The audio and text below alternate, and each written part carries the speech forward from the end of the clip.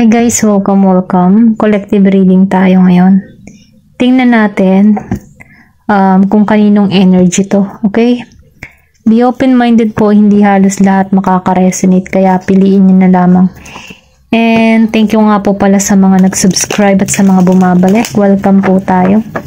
Start na tayo. Kaninong energy to?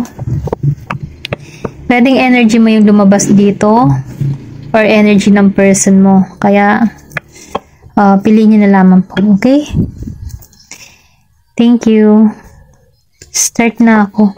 Give me the message for collective. Meron ditong Three of Wands, Aries, Leo, Sagittarius. Give me the message. Meron ditong Emperor. Malakas ang fire sign, Aries, energy. Give me the message. Nafe-feel ko dito, no? Meron dito naghihintay ng tamang panahon or tamang oras para rito sa connection na to. Meron ganun ditong energy. Meron ditong may pagkano siya, boss type. Tipo na, no? Matatag, malakas yung loob. May tapang, kaya kang ipagtanggol. Kasi lumabas si Queen of Swords and the Emperor. So, itong tao na to, kung siya isang babae, no? Meron siyang malakas na masculine energy. At kung isang lalaki naman, meron ditong malakas yung pagka-feminine. Kasi yung masculine and feminine energy, pwedeng makuha yan ng isang lalaki or babae. Piliin nyo na lamang. Kasi meron ditong babae na malakas yung kanyang yung authority. Malakas yung kanyang paninindigan. Para siyang kaya niya magdikta. Ganun ba? May pagka-diktador or hindi masama-samang diktador, yung tipo na may paninindigan. Yun lang yung nararamdaman ko. Meron ditong may paninindigan, Ace of Wands. Kasi siya yung tipo ng tao na matalino. Kaya niya magplano,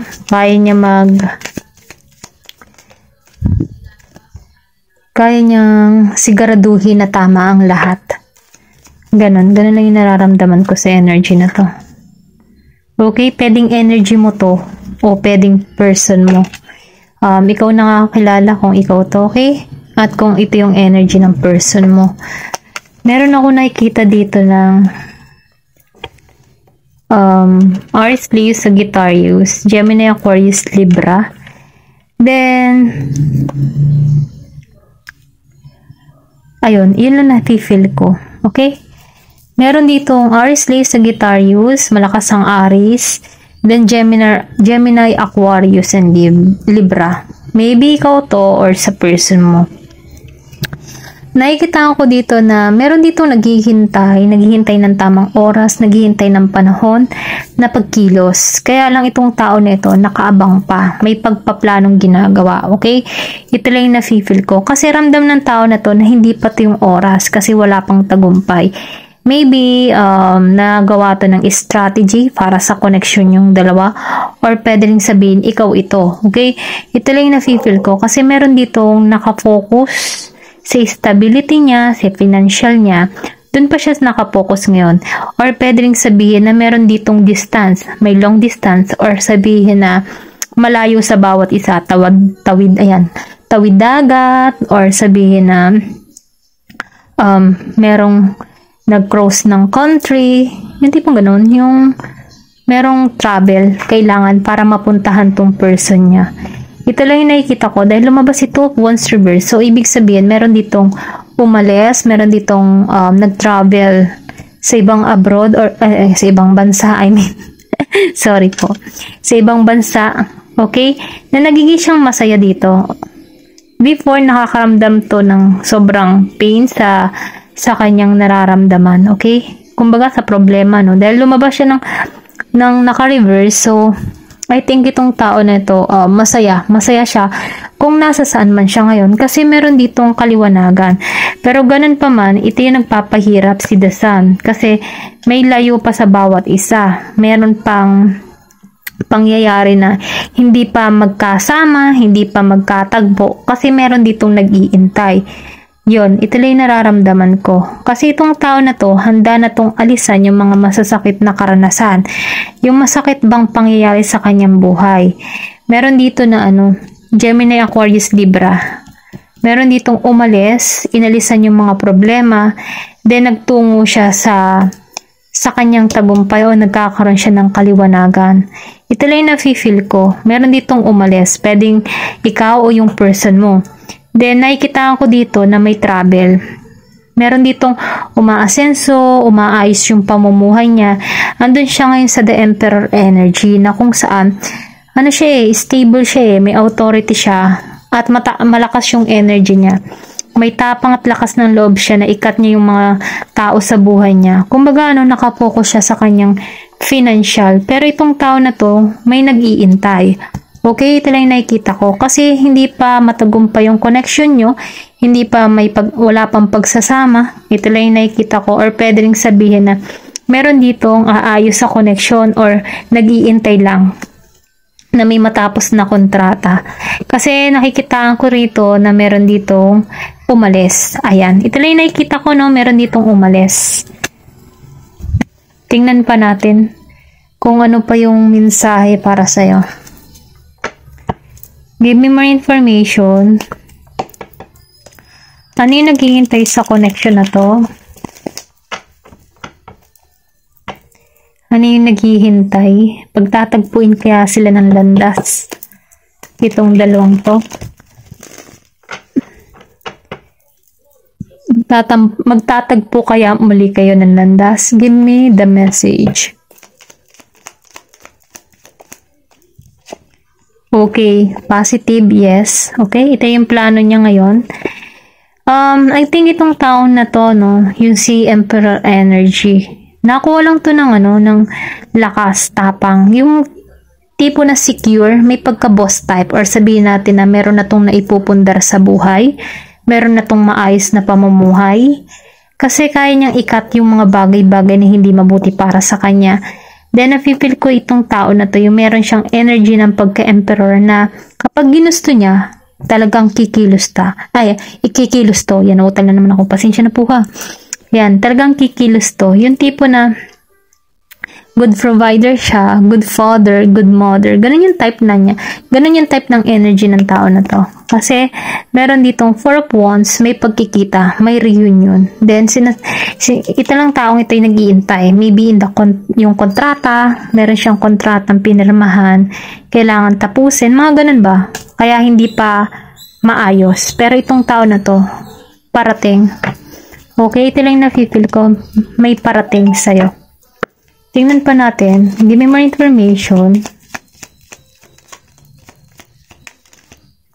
Meron dito 10 of Pentacles. Yung sinabi ko kanina, stable tong tao na to. Malakas yung kanyang pera, maayos yung kanyang kabuhayan, maayos yung takbo ng kanyang pinagkakakitaan, buwan-buwan na sahod siya. Yung tipong ganun, may savings or sabihin natin tuloy-tuloy yung kanyang pagsahod, yung tipong ganon. Ito lang yung nafe-feel ko. Give me more information. Then, maayos ang kalagayan ng tao nito. Kasi 10 of Pentacles meron na siyang pera. Ayan. Then, the Magician. Itong tao na to, kaya niyang maibalik ka sa buhay niya or sabihin natin na meron tong may malakas yung manifestation, malakas yung kanyang healing or may pagka-magic, okay? Ito lang yung nararamdaman ko or ito yung energy mo. May hinihiling ka dito. Depende po piliin nyo na lamang. Ace of Cups. So, ibig sabihin dito, positibo, may parating talaga sa'yo. Sundin mo yung inner voice mo, sundin mo yung inner guidance mo. Hindi halos lahat makaka-resonate. Ito lang nakikita ko Aries, Leo, Sagittarius, and Gemini, Aquarius, at Libra. Yun lamang po. Nakikita kong sign dito. Maybe meron kang person na ganun or pwede rin sabihin na ikaw ito. Okay? Ito lang nakikita ko. Meron ditong offer coming para sa'yo. Hindi mo akalain na parating to. Maybe 4 years na wala kayong communication, 4 months. Okay? Meron ako nakikita din ditong 11-11. May mensahe sa'yo yung guardian angel mo, 11-11. Give me more information. Ayan. Meron ditong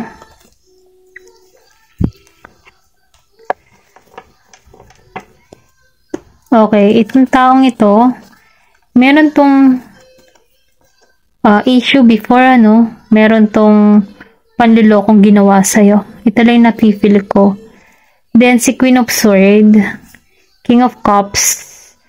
I think itong tao na to, nahihirapan siya, okay, sa inyong connection. Meron ditong nahihirapan.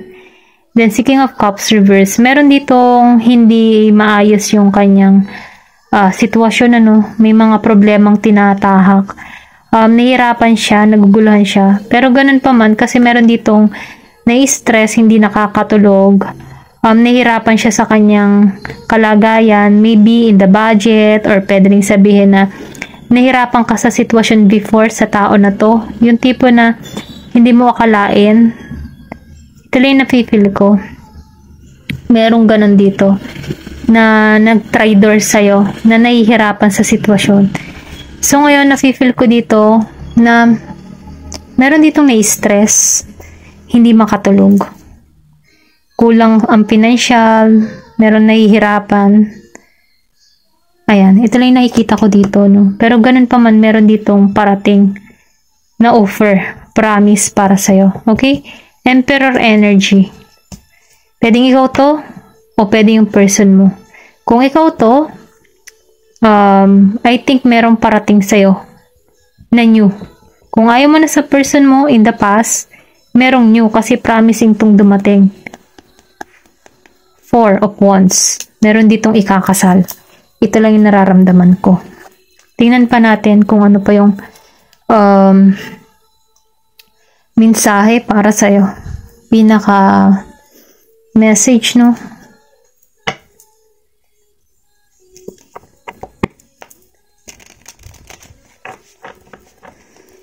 Give me the message. Okay, release your ex. Ito yung lumabas, release your ex. Kasi meron dito nag-traitor. Ito lang yung nakikita ko. Maybe energy mo tong si Emperor energy. Na kung sana may promising na parating sa'yo. Kasal, new person. Ito lang yung nafe-feel ko. Kasi meron ditong release ex.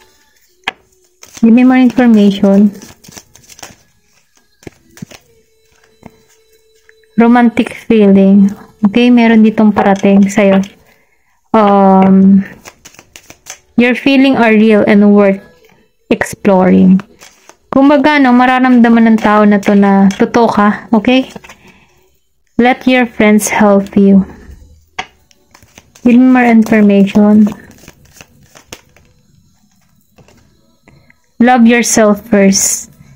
Ayan, mahalin mo muna yung sarili mo kung nasaktan ka before. Kaya ka siguro tumigas ng katulad nito na si Queen of Swords. Then, may lumabas din ditong Queen of Swords. Reverse naman siya. I think, ikaw to o yung person mo, piliin nyo na lang. Kasi meron ditong Queen of Swords nahirapan sa sitwasyon. Kasi meron tao dito, yung isa nahirapan sa sitwasyon at yung isa nabawi niya yung lakas niya. Ganon. Ganon yung energy. Okay? Nabawi niya muli yung lakas niya. Naging siyang matatag, matapang. Dahil sa pag-aayos niya sa kanyang sarili, umaapaw yung mga blessing sa kanya. Kasi in the past, meron ditong nagloko. Ito, may betrayal. May betrayal na nangyari. So, ngayon itong nangyari sa kanya, before, hindi siya makatulog. Pero ganun pa man, yung person niya o yung kanyang past person ang nakakaranas nito. Nahihirapan sa sitwasyon. Give me more information. Nasa sayo naman kung yung new o past person pa rin ang pipiliin mo. Kasi meron ako nakikita ditong parating talaga. Alok ay kasal. Okay? Stable na yung pamumuhay niya. Mamanifest mo to or mamamanifest ka ng tao na to patungo sa'yo. Kasi itong tao na to, Ace of Cups. Kaya niyang i-offer lahat sa'yo kasi may pagka-boss type to. Okay? Kasi in the past, hindi ka naging matagumpay. Ikaw ay nag-iintay ng tamang panahon para rito na darating din yung para sa'yo. So ngayon itong taon, so ikaw kung ikaw may nasaktan dito, andito ka sa Queen of Sword energy. Matapang ka. May authority. Ayun, yun lang nararamdaman ko. Give me more information. Reconciliation. So meron din ditong pagkikita. So nasa iyo na yung decision dito kasi meron ditong pagkikita muli. Someone from your past returning to your life. Maybe yung past mo gustong bumalik sa'yo kasi nagiging kang okay, nagiging kang maayos. Pero ganun pa man, nasa iyo pa rin yung sagot kasi meron ditong release your ex. Romantic feeling. Let your friends help you and love yourself first. Then reconciliation. I think yung past mo magbabalik. Okay? Ito lang yung mensahe para sa'yo. Thank you for watching and love and peace. Thank you for watching Glow and Peace.